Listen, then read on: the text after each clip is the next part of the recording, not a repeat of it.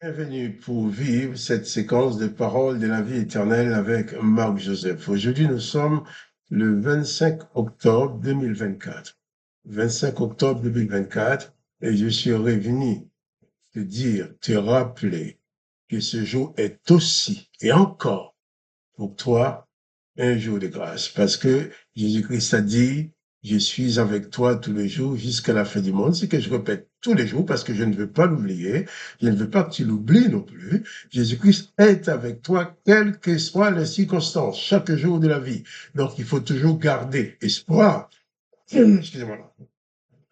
Il faut pas baisser les bras devant les situations difficiles. Il faut garder espoir et demeurer dans la foi et la présence de Jésus-Christ va t'ouvrir un chemin pour te permettre de t'en sortir.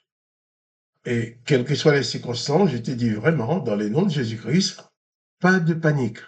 Le Maître est là, Jésus-Christ, le Sauveur, le Seigneur, qui a dit que tout pouvoir lui a été donné. Donc, je ne connais pas les événements que tu vas avoir à vivre durant cette journée. Je ne connais pas les difficultés que tu vas avoir à affronter, mais je connais une chose, c'est que Jésus-Christ est constamment avec toi. Et la présence de Jésus-Christ dans ta vie, j'aime bien le redire également, Jésus-Christ ne sera jamais ni juge, ni accusateur, ni condamnateur, ni geôlier. Jésus-Christ sera toujours ton sauveur. Quel que soit l'état de ton âme, quel que soit l'état de ton cœur, quel que soit l'état de ton corps, quel que soit l'état de tes pensées, l'état de tes actes, Jésus-Christ viendra dans ta vie en tant que sauveur. Prends conscience de cela et chéris cette bienfaisante présence de Jésus-Christ dans ta vie. Prends conscience que tu as besoin de Jésus-Christ, car de même tu as besoin de manger pour nourrir ton corps, manger des légumes, des protéines et tout ce que tu veux. Tu manges pour te nourrir. Des fois, on mange même des trop parce qu'on prend des volumes. Mais autant que tu as besoin de manger pour ton corps, tu as besoin aussi de nourrir ton esprit. Or, il ne s'agit pas de nourrir ton esprit de n'importe quoi. Il faut que ton esprit soit nourri de la présence de Dieu, de la présence de Jésus-Christ. Le Dieu qui va venir t'aider à transformer même les situations difficiles en moments de bénédiction. Lorsque Jésus-Christ est avec toi, Jésus-Christ dit, tout est possible à celui qui croit.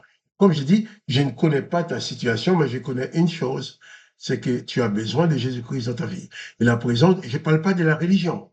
Non, tu n'as pas besoin de religion, mais tu as besoin de la présence de Jésus-Christ, la présence de Dieu, le Père, qui pardonne, qui fait grâce, qui sauve, et qui donne à chaque homme et chaque femme la possibilité d'avoir la paix dans son âme, même dans les circonstances les plus difficiles. Excusez-moi. Donc, je dis bien, prends conscience de la présence de Jésus-Christ dans ta vie et pas de panique. Je vais lire avec toi dans l'évangile de Jean, chapitre 17, ces paroles de Jésus-Christ. Nous avons lu au verset 19, nous avons lu que Jésus-Christ dit, de sa prière, dit au Père, je me sanctifie moi-même pour eux, pour ses disciples, afin qu'eux aussi soient sanctifiés par la vérité. Et Jésus ajoute ce qu'on a dit hier, ce n'est pas pour eux seulement que j'ai prié, mais encore pour ceux qui croient en moi. C'est pour ceux qui croiront en moi par leurs paroles. Donc, Jésus-Christ a prié pour toi, il a prié pour moi aussi. Parce que nous croyons en Jésus-Christ par la parole des disciples. Des disciples qui sont avant nous, qui nous ont parlé. Et là, Jésus-Christ dit,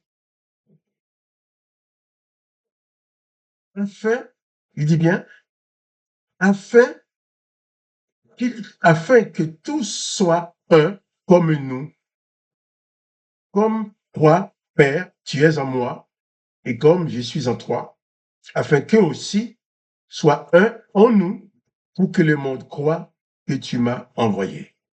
Je vais relire cette phrase de la prière de Jésus-Christ. Jésus-Christ dit, Père, ce n'est pas pour les 12 disciples seulement que je te prie, mais je te prie aussi pour ceux qui croiront en moi par leurs paroles, afin que tous soient un comme toi, Père, tu es en moi, et comme je suis en toi, afin que aussi soit un en nous, pour que le monde croit que tu m'as envoyé. Jésus insiste beaucoup sur cette partie de la prière parce qu'il veut que ses disciples soient un, qu'il y ait de la communion entre nous. Il dit bien qu'il soit un en nous, que toi et moi, nous soyons un dans le Père et dans le Fils. Hein? Il ne s'agit pas de dire qu'on va se rencontrer pour bricoler une sorte de communion, non. Si tu crois en Jésus-Christ, tu places ta foi en Jésus-Christ. Jésus-Christ demeure en toi. Et moi, je crois en Jésus-Christ. Je place ma foi en Jésus-Christ. Jésus-Christ demeure en moi. Eh bien, nous sommes forcément en communion. Nous sommes forcément unis par l'Esprit de Christ qui est en nous. Car Jésus insiste à dire le Père, comme toi, tu es en moi, moi, je suis en toi, afin qu'il soit un en nous. Nous sommes un, nous sommes unis, pas seulement parce que nous avons bricolé une sorte de communion, mais parce que nous sommes tous en Jésus-Christ, nous sommes un, nous sommes unis. Comprenons bien. Jésus-Christ dit qu'en lui, si tu es en Jésus-Christ, tu es en communion avec tous ceux qui sont en Jésus-Christ. Si toi, tu es en Jésus-Christ, tu ne peux pas aller faire la guerre à un autre. Parce que Jésus-Christ n'est pas un maître de guerre, un chef de guerre. Les disciples de Jésus-Christ croyaient que Jésus allait sortir son épée pour libérer du pays de l'occupation romaine. Mais non, Jésus n'est pas venu faire la guerre. Il n'est pas venu apporter la guerre dans le monde. Il est venu apporter la paix. Et dans ta vie également, Jésus-Christ n'apportera jamais la guerre. Toujours la paix, le pardon. La grâce, c'est le promoteur de la grâce. La grâce ne peut aller qu'avec la paix et le pardon. Si quelqu'un te fait du mal, tu pardonnes. D'ailleurs, dans la prière que Jésus a enseignée à ses disciples, il a dit, pardonne-nous nos offenses comme nous aussi nous pardonnons à ceux qui nous ont offensés. Réalise pleinement que Jésus-Christ a un plan pour ta vie, un plan de victoire, un plan de bonheur. Et même si les circonstances sont difficiles, ne baisse pas les bras, fais tout ce que tu peux faire. Il ne faut pas dire Jésus va agir pour moi, je ne travaille pas, je ne fais rien. Non. Jésus-Christ va agir avec toi. Il ne va pas agir pour toi sans toi. Tu dois prendre ta responsabilité. Il y a telle difficulté, regarde ce que tu peux faire dedans. Tu fais ce que tu peux. Mais là où tu ne peux plus, tu laisses la main à Jésus-Christ et tu verras, il saura toujours se manifester avec puissance, amour et autorité pour te sortir de toutes les situations difficiles. Que son Seigneur soit béni. Jésus-Christ a dit que nous pouvons prier aussi au Père. Comme Jésus a prié, je vais prier avec toi. Père, je te bénis et je viens devant toi avec mon frère, avec ma soeur, avec cet homme, cette femme qui regarde cette vidéo et qui prie avec moi. Tu connais ses besoins, ses attentes. Je te demande vraiment d'exaucer sa prière. La prière qu'il est en train de t'adresser maintenant. Je me joins à lui, je me joins à elle dans cette communion fraternelle. Nous nous unissons pour te demander d'apporter la guérison, la paix, la joie, le bonheur dans sa vie. Il faut savoir que Jésus-Christ répondra toujours à nos prières. Père, je sais que tu réponds à nos prières que nous t'apportons au nom de Jésus. Jésus-Christ nous a dit ce que nous demanderons en ton nom, tu le feras. Alors, c'est pour ça que je te prie maintenant de bénir mes bien-aimés, de faire du bien à leur âme, d'apporter la paix, la grâce, la joie, le bonheur dans leur cœur. Merci de le faire dans le nom de Jésus-Christ. Amen. Que le nom du Dieu le Père soit glorifié. Que le nom de Jésus-Christ soit glorifié. Que toi, tu sois pleinement béni par la présence de Jésus-Christ dans ta vie. Et quant à moi, Marc-Joseph, je te dis, pas de panique. Jésus-Christ est avec toi. Jésus-Christ dit, tout est possible à celui qui croit. Si tu crois en Jésus-Christ, il y a des choses qui paraissent impossibles, mais qui te seront possibles.